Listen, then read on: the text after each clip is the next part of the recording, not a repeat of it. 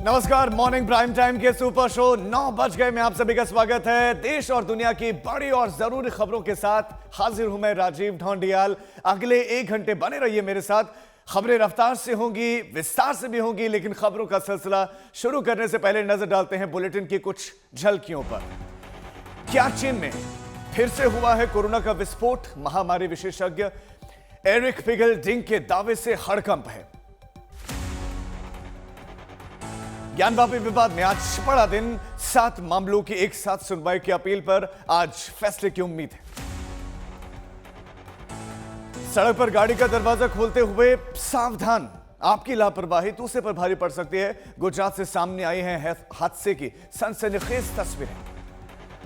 और आधे घंटे के बाद 100 शहर 100 खबर।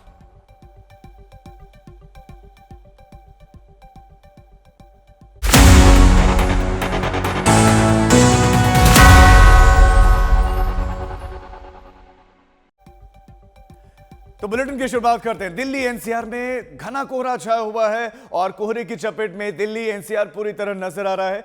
नोएडा में भीषण सड़क हादसा भी हुआ है। दिल्ली, गाजियाबाद, नोएडा के कई इलाकों में इस वक्त घना कोहरा है और कोहरे की वजह से दनकौर इलाके में यह हादसा हुआ है।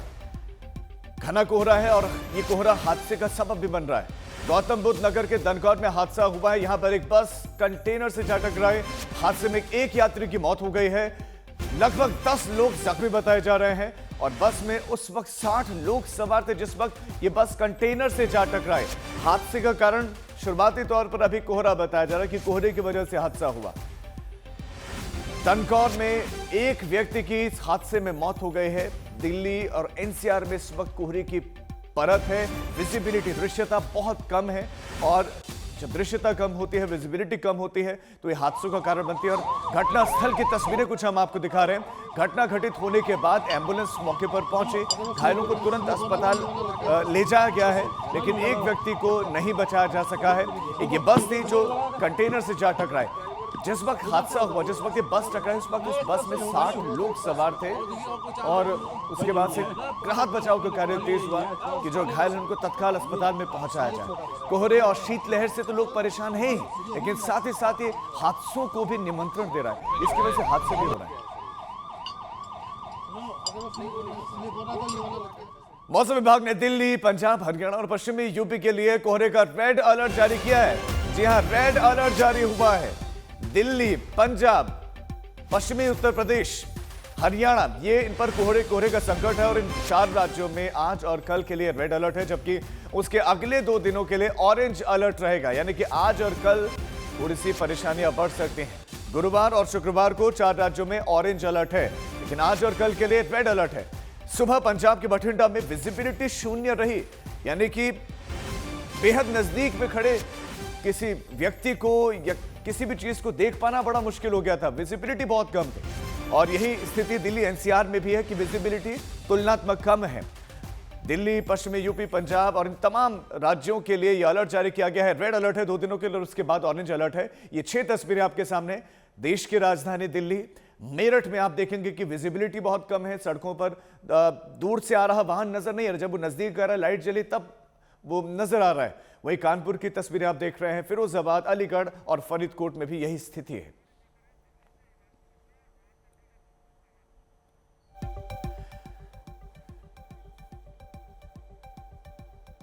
और हमारे 2 संवाददाता इस खबर पर ज्यादा जानकारी के साथ जुड़ गए हैं। सत्येंद्र चौहान चंडीगढ़ से हमारे साथ हैं, तो हिमांशु मिश्रा दिल्ली से इस वक्त हमारे साथ जुड़ गए हैं। हिमांशु, सबसे पहले दिल्ली का रुख करते हुए क्या तस्वीर, क्या विजिबिलिटी बेहतर हुई है दिन चढ़ते चढ़ते? जी हाँ, बिल्कुल। देखिए, जब 9 बज के वक्त है और हमें जैसे पहले से ही अनुमान था, क्योंकि हल्की हवा सुबह से ही लगातार चल रही थी, तो अनुमान था कि 9 बजे के आसपास विजिबिलिटी क्लियर हो जाएगी। काफी हद तक जो कोहरा है वो साफ हो जाएगा। आप देखिए, यहाँ पर नई दिल्ली का इलाका है ये, और चूंकि धूप निकल रही है हल्की हल्की और उसकी वजह से, हवा की वजह से विजिबिलिटी काफी क्लियर हुई है। लेकिन 8 बजे तक की अगर हम बात करें, सुबह 8 बजे तक घना कोहरा छाया हुआ था। शहरों के अंदर भी घना कोहरा हुआ था और जो एक्सीडेंट हुआ है गलगोटिया में, जिस वक्त उस वक्त बताया जा रहा है कि वहां पर इतना कोहरा था कि कुछ भी नजर नहीं आ रहा था और जो बस के आगे कंटेनर चल रहा था उस कंटेनर ने जब ब्रेक लगाया तो विजिबिलिटी कम होने की वजह से बस ड्राइवर को इतना वक्त नहीं मिला कि वो कंट्रोल कर सके और वो पहले कंटेनर से टकरा और बस नीचे रेलिंग से नीचे की तरफ उतर गई। एक यात्री की उसमें डेथ हो गई है। 60 लोग थे, सभी को निकाल लिया गया है। दुखद हादसा बिल्कुल हिमांशु हुआ है। आप बने रहे हमारे साथ, चंडीगढ़ लिए चलते हैं। सत्येंद्र चौहान हमारे संवाददाता है। सत्येंद्र, मैं तो देख पा रहा हूं कि आपके पीछे अभी भी कोहरे की जो धुंध है वो दिखाई दे रही है, गाड़ियां फिर भी चल रही हैं, लेकिन स्थिति आप बताएं।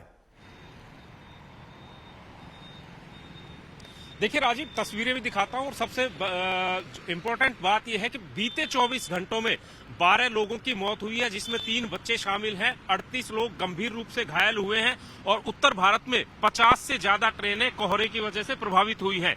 कोहरे का असर क्या है, ये तस्वीरें आप देखिए। ये जो नेशनल हाईवे है जो पूरे उत्तर भारत को दिल्ली से लेकर जम्मू तक और हिमाचल के मनाली तक को जोड़ता है, यहाँ पर विजिबिलिटी लगभग कुछ मीटर की रह गई है। अमृतसर, भटिंडा या फिर हरियाणा के कई शहरों की बात करें तो वहां पर लगभग विजिबिलिटी 0 हो गई है। सड़क पर वाहन कहीं ना कहीं रेंगते हुए नजर आ रहे हैं और जो वाहन चलते भी हैं उनको इंडिकेटर या फिर दिन में लाइटें जलाकर चलना पड़ता है।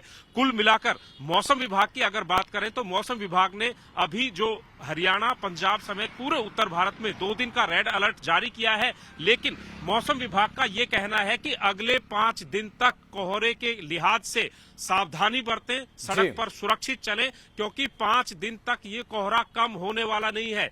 थोड़ा बहुत ऊपर नीचे होता रहेगा, लेकिन कोहरे का ये कहर जो पिछले 24 घंटों में शुरू हुआ है, अगले कई दिनों तक लोगों को परेशान करता हुआ नजर आता रहेगा। तस्वीरें आप देख सकते हैं कि जो लोग सड़क पर चल रहे हैं उनको बेहद सुरक्षा और सावधानी के साथ घर से बाहर सावधानी हटी तो दुर्घटना घटी। है। बहुत सचेत होकर लोगों को अब सड़कों पर उतरना होगा। बहुत शुक्रिया सत्येंद्र और हिमांशु आपका इस तमाम जानकारी के लिए।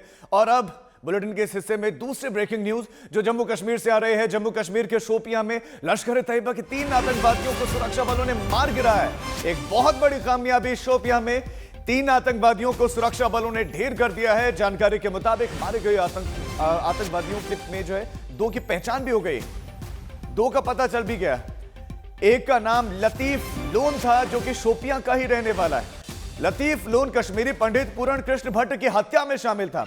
मारे गए दूसरे आतंकी का नाम उमर नजीती था जो कि अनंतनाग का रहने वाला बताया जा रहा है और उमर नेपाल के नागरिक तिल बहादुर थापा की हत्या में शामिल था। सुरक्षा बलों ने एक AK-47 और 2 पिस्तौल भी इनके पास से बरामद की है। ये तीनों आतंकवादी, एक की पहचान नहीं हो पाई, 2 की पहचान हो गई है। एक शोपियां का रहने वाला, एक अनंतनाग का रहने वाला। एक कश्मीरी पंडित पूर्ण कृष्ण भट्ट की हत्या में शामिल, दूसरा नेपाल के तिल बहादुर थापा की हत्या में शामिल था। तीसरे आतंकी की पहचान नहीं हुई है, लेकिन AK-47 राइफल, 2 पिस्टल बरामद हुई हैं। 3 आतंकवादियों को ढेर किया गया। हाल में आतंकवादियों ने चेतावनी दी है कि कश्मीरी पंडितों को निशाना बनाया जाएगा और वो डरे हुए भी थे, लेकिन 3 आतंकवादियों को मार गिराया। अशरफ वानी हमारे संवाददाता खबर पर और ज्यादा विस्तार से जानकारी देंगे। अशरफ, 3 आतंकवादी मारे गए हैं, 2 की पहचान, 1 की पहचान अब तक नहीं हो पाई है। कुल मिलाकर कैसे ये कामयाबी सुरक्षा बलों को मिली? क्या सर्च ऑपरेशन चल रहा था या ये किसी जगह पर, किसी ताक में, किसी फिराक में पहुंचे थे? राजू, सुरक्षा बलों के लिए एक बहुत बड़ी कामयाबी है, क्योंकि पिछले 2 महीने से लगातार सैकड़ों सुरक्षा बल के जवान, सेना, पुलिस इस ग्रुप के तलाश में लगी थी दक्षिणी कश्मीर में। कुछ दिन पहले उनसे कांटेक्ट हुआ था बीजबिहाड़ा के पास, लेकिन वहां पर वो भाग निकलने में कामयाब हुए। लेकिन उस बीच खुफिया जानकारी जो सुरक्षा बलों को रात में मिली थी, उस पर उसका फायदा लेते हुए रातों रात ये ऑपरेशन जैनपुरा इलाका जो कि शोपियां जिले में आता है, वहां पर लॉन्च किया गया साझा तौर पर सेना और जम्मू कश्मीर पुलिस की तरफ से। और आज सुबह 3 जो है लश्कर तैयबा के मिलिटेंट इस मुठभेड़ में मारे गए हैं। जैसे आपने कहा कि 2 की पहचान हुई है और दोनों जो हैं हाल फिलहाल में जो कश्मीरी पंडितों और गैर कश्मीरियों की हत्याएं दक्षिणी कश्मीर में हुई थी, उसमें पुलिस की तरफ से इन्हें मुलविस बताया जा रहा था, वो शामिल थे। तो कहीं ना कहीं बड़ी राहत न सिर्फ जम्मू कश्मीर पुलिस के लिए और सुरक्षा एजेंसियों के लिए, बल्कि साथ ही साथ जो सहमे बहुत बड़ी कामयाबी है। थैंक यू सो मच, शुक्रिया आपका इस तमाम जानकारी के लिए। और आज की सुबह की तीसरी बड़ी ब्रेकिंग न्यूज अमरावती से। उमेश कोलिया हत्याकांड में NIA की चार्जशीट में बड़ा खुलासा हुआ है। एनआईए की चार्जशीट के मुताबिक उमेश कोल्हे की हत्या तबलीगी जमात की साजिश का नतीजा है। ये बड़ी खबर, तबलीगी जमात की साजिश का नतीजा है उमेश कोल्हे की हत्या, ये चार्जशीट में बताया गया है। 11 आरोपियों के खिलाफ एफआईआर दर्ज की गई है और उमेश कोल्हे की हत्या कोई सामान्य हत्या नहीं थी, बल्कि एक आपराधिक साजिश का नतीजा था। एनआईए ने आरोप पत्र में यह कहा है कि लोगों में खौफ पैदा करने के लिए उमेश कोल्हे की हत्या हुई थी। आपको याद होगा कि नुपुर शर्मा का एक बयान, एक ट्वीट उन्होंने शेयर किया था और उसके बाद से उमेश कोल्हे को मार दिया गया था और उसी मामले में यह नया और बड़ा खुलासा हुआ है कि उमेश की हत्या के पीछे तबलीगी जमात। संवाददाता विद्या इस खबर पर और ज्यादा जानकारी देंगी। विद्या, जो बड़ा खुलासा हुआ विस्तार से आप बताएं, क्या साजिश थी?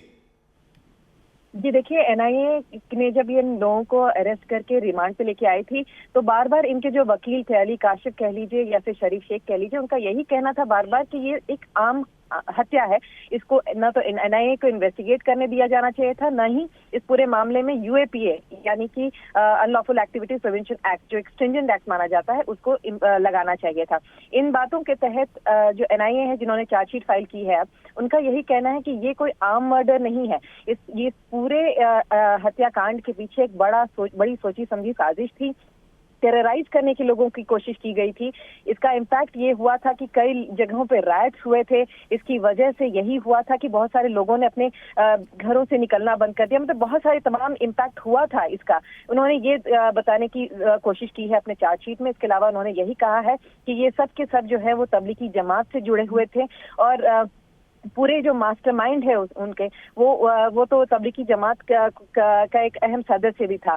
तो यही उन्होंने जताने की अपने चार्जशीट में कोशिश की है। सारे आरोप लगाए हैं कि जो ये पूरी साजिश है ये कोई आम मर्डर नहीं है, ये कोई आम हत्या नहीं थी, ये सिर्फ एक हत्या का मामला नहीं था, ये एक बहुत सोची समझी साजिश थी जिसकी वजह से समाज में किसी तरह डर व्याप्त करना उनका मकसद था। विद्या, बहुत शुक्रिया आपका इस तमाम जानकारी के लिए।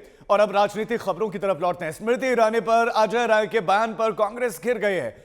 अजय राय ने सोनभद्र में मीडिया से बात करते हुए कहा था कि अमेठी में राहुल गांधी के समय में खुले हुए कारखाने बंद हो रहे हैं और स्मृति ईरानी सिर्फ लटके झटके दिखाकर चले जाते हैं। अजय राय के इस बयान पर स्मृति ईरानी ने भी सीधा राहुल गांधी पर निशाना साधा। स्मृति ईरानी केवल आती हैं, लटके झटके देकर चली जाती हैं।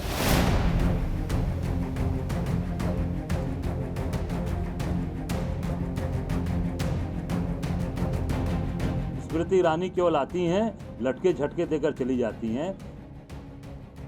जुबानी पंगे मोल लेना शायद कांग्रेस नेताओं की आदत में शुमार हो गया है।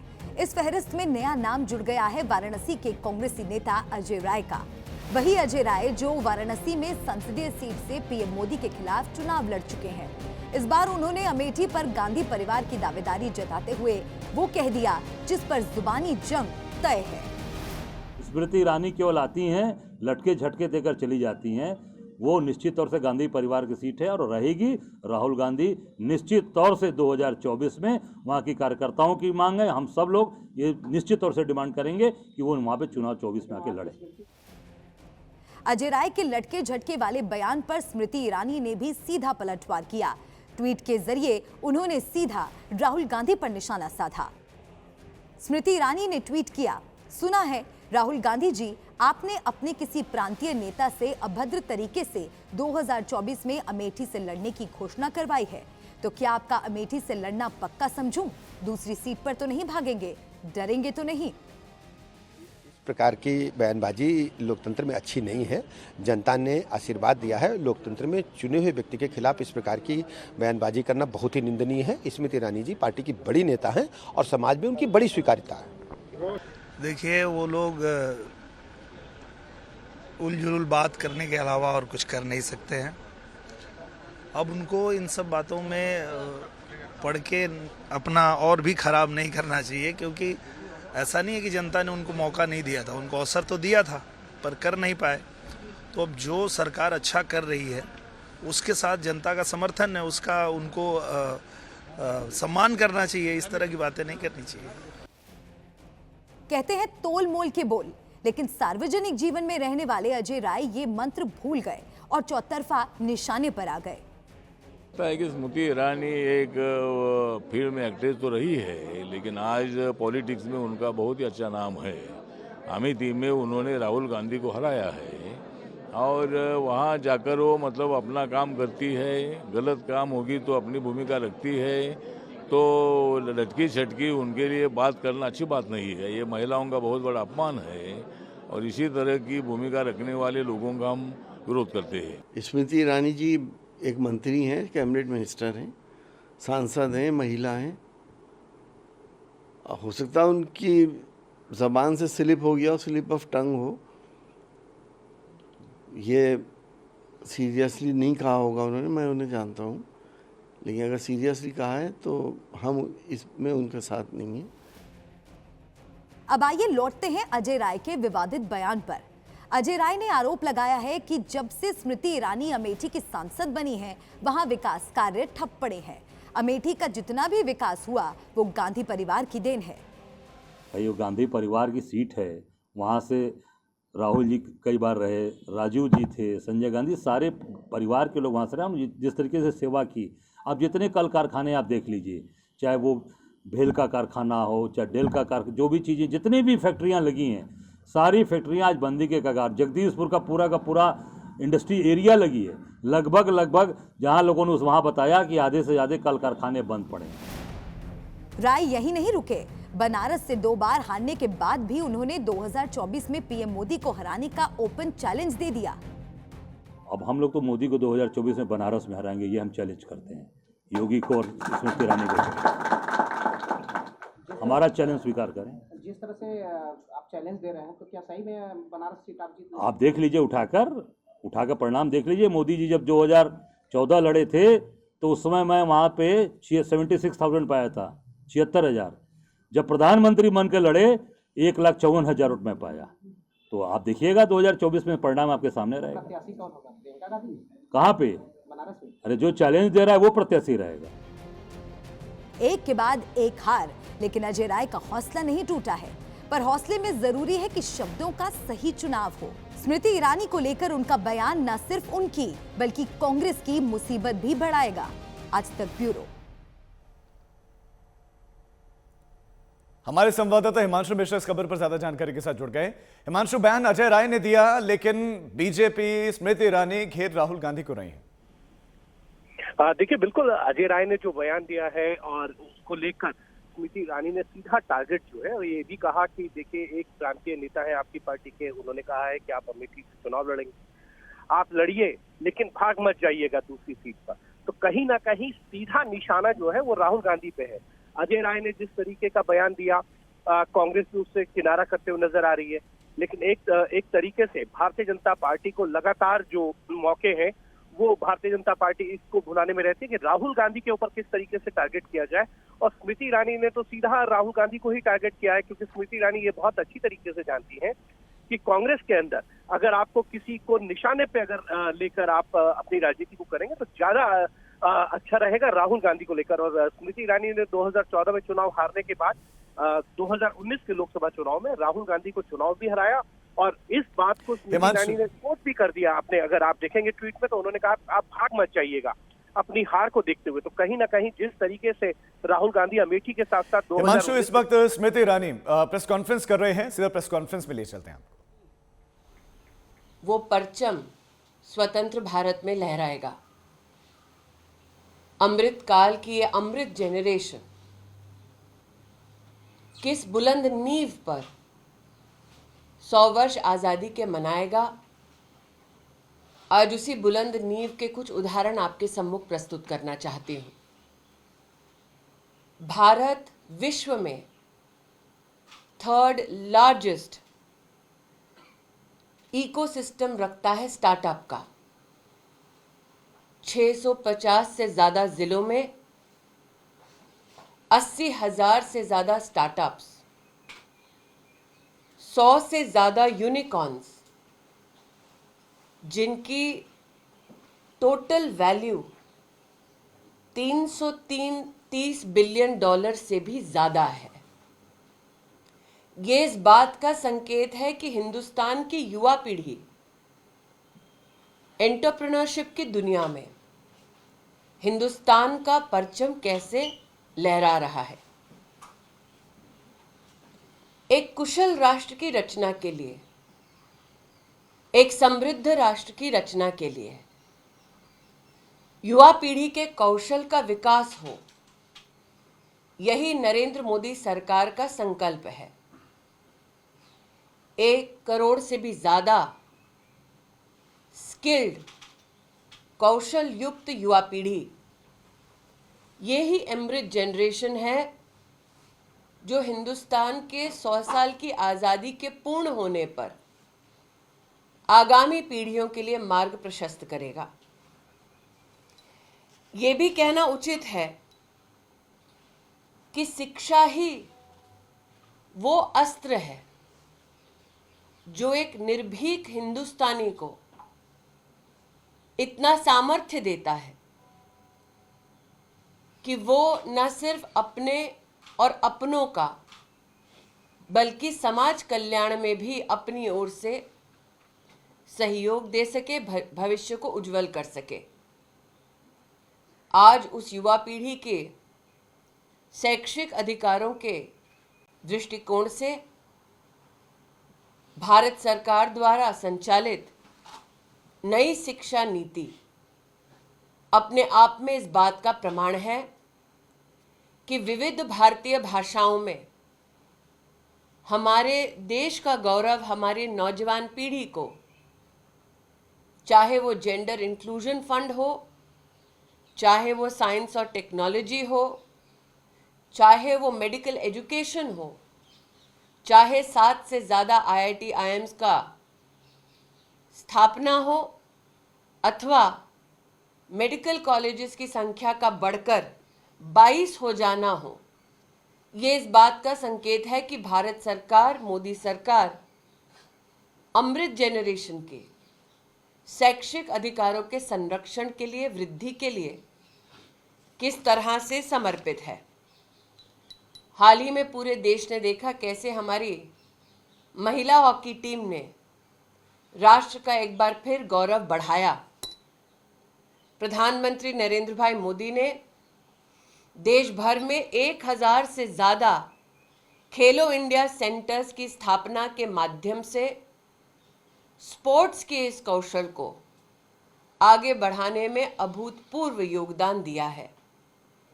मोदी सरकार के टॉप स्कीम के चलते आज 300 से भी ज़्यादा खिलाड़ी जो इस स्कीम का अभिन्न अंग हैं, आगामी 8 वर्ष तक सालाना 5 लाख रुपए की सुविधा पा रहे हैं ताकि उनके स्पोर्टिंग स्किल को भारत सरकार सहयोग दे सके।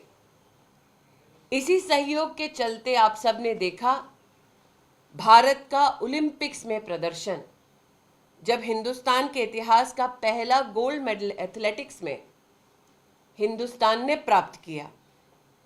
मात्र यही नहीं बल्कि पैरा ओलंपिक्स में 19 मेडल्स इस बात का संकेत है कि हमारे दिव्यांग नौजवान भी अपने हुनर को प्रस्तुत करके राष्ट्र का सम्मान बढ़ा सकते हैं। मैं पुनः अमृत जनरेशन से आह्वान करती हूं कि आगामी 25 वर्ष, चाहे वो शिक्षा हो, चाहे वो स्पोर्ट्स हो, चाहे वो इंफ्रास्ट्रक्चर हो, चाहे वो टेक्नोलॉजी हो, अथवा समाज के भिन्न समुदायों को एकत्र कर दिव्यांगजनों सहित भारत के नवनिर्माण में आपकी भूमिका हो, मोदी सरकार इस देश के नौजवानों को सशक्त कर बुलंद भारत बनाने के लिए अग्रसर थी, अग्रसर है, अग्रसर रहेगी। धन्यवाद।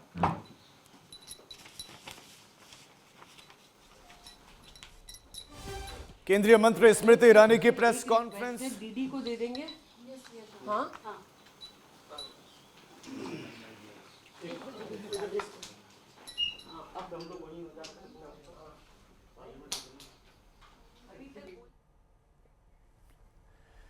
तो केंद्रीय मंत्री स्मृति ईरानी की प्रेस कॉन्फ्रेंस। युवाओं के कौशल के विकास पर चिंतन मंथन हो रहा है। हमारा मकसद यह है कि कैसे स्किल डेवलप की जाए युवाओं में। सरकार का मकसद यही है कि युवाओं के कौशल का किसी तरह विकास किया जाए, और इसके अलावा अलग अलग पहलुओं को उन्होंने छुआ कि कैसे ओलंपिक्स में शानदार प्रदर्शन किया महिला हॉकी टीम ने किया, दिव्यांग टीम ने बहुत अच्छा प्रदर्शन किया, और आज दुनिया भर में भारत की चर्चा हो रही है।